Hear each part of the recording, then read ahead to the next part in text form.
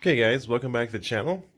So today we are continuing on with the weathering, and I wanted to show you guys kind of how we do this. This applies to most schemes, but especially to low vis schemes, which, like I said before, they're super hard to capture the right kind of look, and it really depends on the airplane that you're modeling. Like we talked before, in this case the F14, during a 6-month cruise, these things would get absolutely filthy, and so that's what we're trying to recreate here. Also, when they fought in Desert Storm, sometimes they were land-based.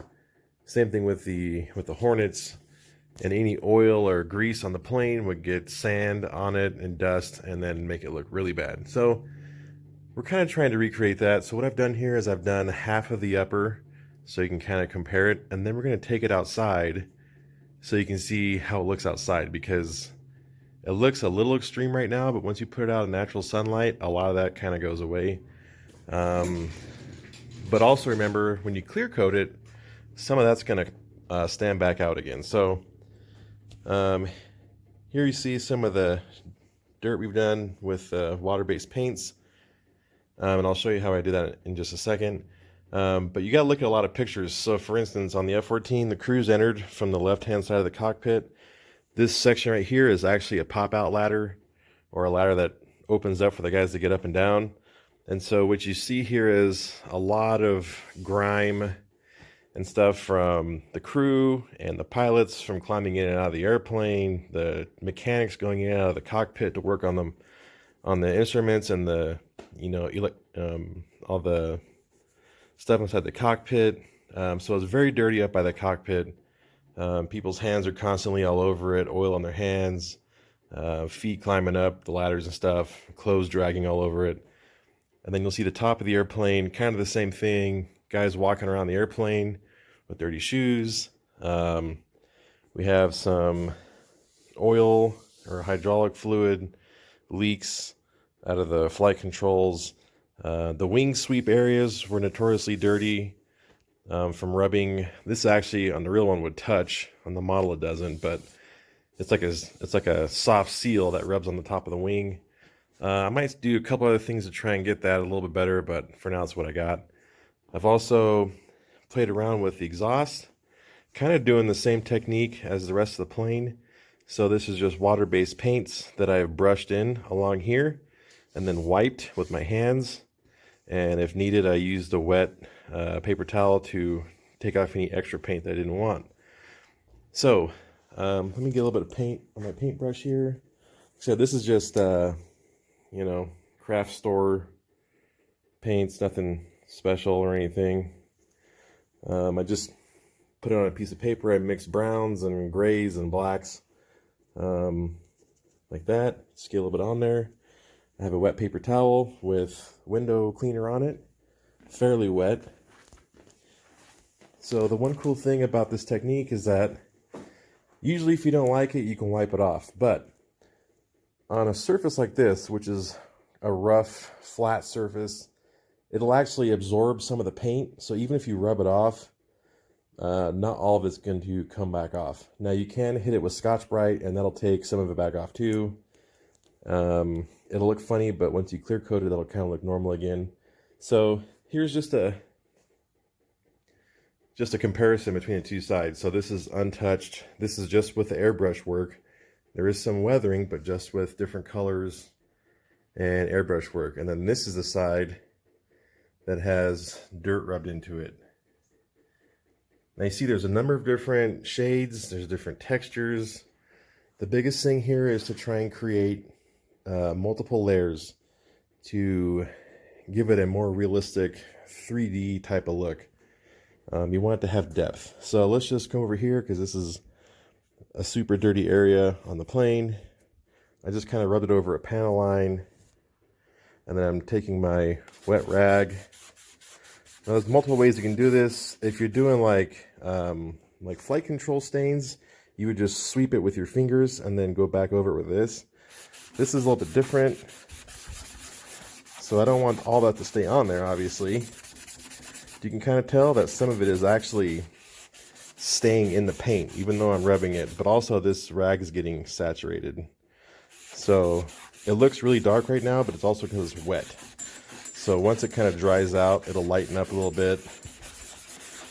And this is a very common walk area on top of the airplane. It's very, very dirty. So I used kind of more of a black mixed with just a little bit of brown.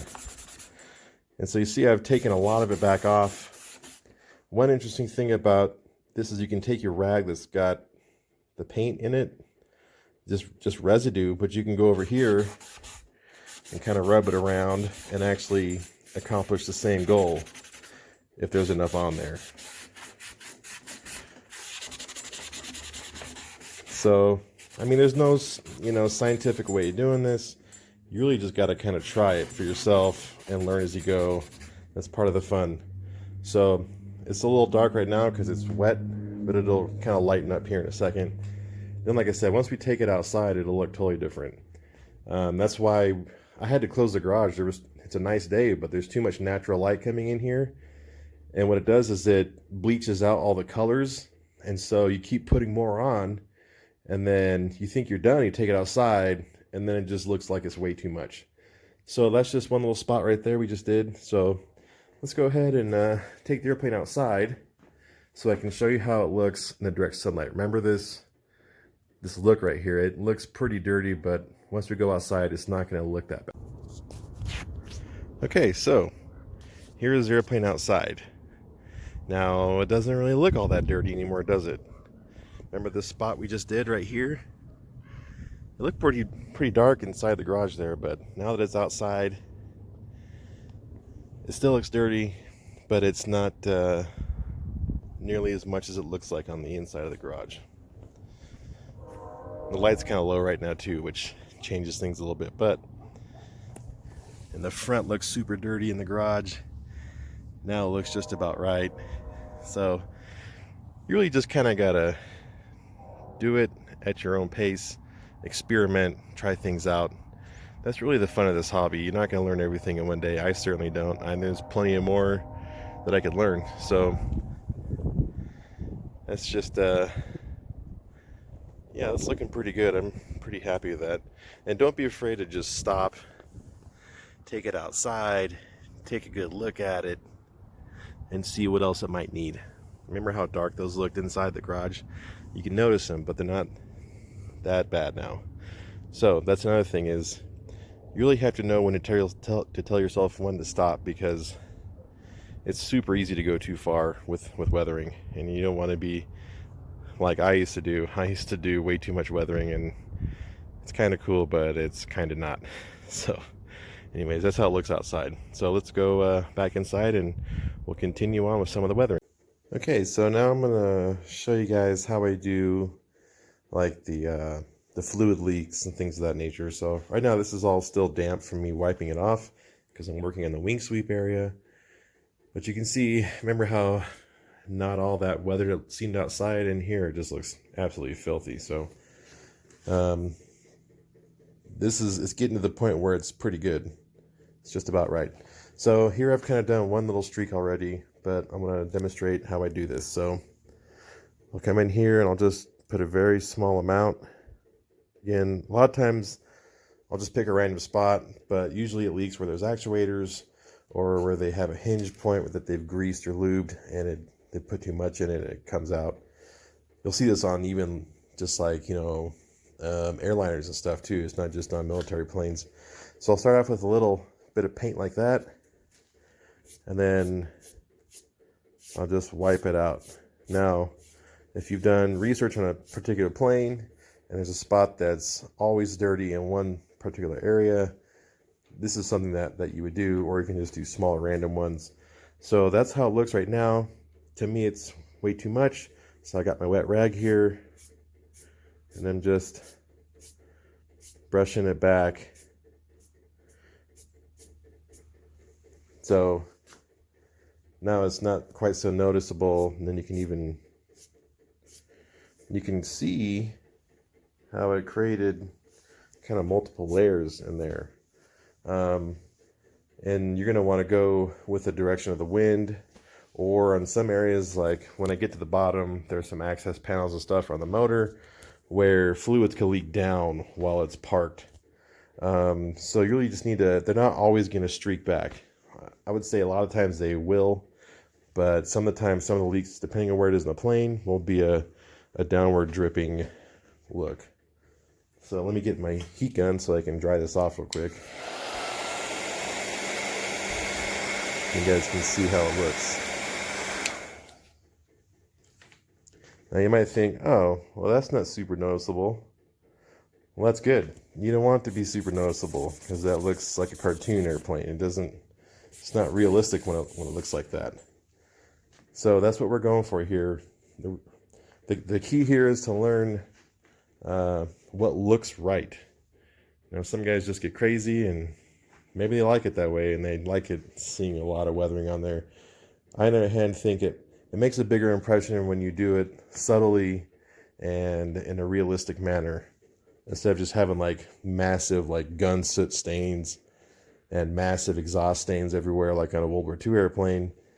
Study some pictures, watch some videos, look through books, and see where there might be, you know, more prominent leak areas or the exhaust pattern. I don't have any warbirds right now that are really painted like that, but you know, different airplanes have different exhaust leak patterns. So, and it differs on each side of the airplane because of the prop wash. So that's one of the neat things I like about modeling, is being able to, you know, take something that you can only see in pictures and create it in a model. I've really had a good time with these low-vis paint schemes.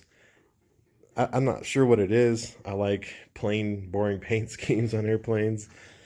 I like loud ones too, but there's something about doing these low-vis paint schemes that it's almost like doing a painting, or like it's almost like doing artwork. You just kind of have to learn the feel for it. So here's another one I just did. This is a hinge point for one of the spoilers. The spoilers have a number of hydraulic actuators on them, and they're guaranteed to leak. So the spoilers are going to be a very dirty area, as well as the leading edge flaps, and the trailing edge flaps also have actuators in them and stuff. So yeah, I think the takeaway here is, you know, just mess around with it yourself. Just try it out. You're never going to learn how to do it until you start doing it. Like I said, I really wasn't that great at weathering. My friend Chris Wolf, who I'm sure learned most of the stuff he knows from weathering from his dad, taught me how to do all this stuff. I learned a lot of it by just watching his videos, but also hanging out with him in his shop and watching him do it and having him explain it to me. And once I started doing it, honestly, it's not that difficult.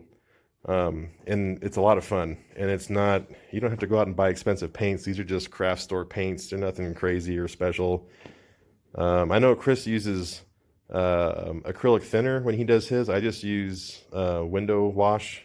It seems to have a good enough effect on this particular paint. So yeah, so we're gonna keep going here.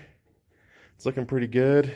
I did a couple other things today too. So I actually handmade these paint stencils for the Navy on both sides, and this is the turbine line for the motor. You're supposed to stay away from being perpendicular to that line while it's running, because if it explodes, that's where the parts are going to come out of.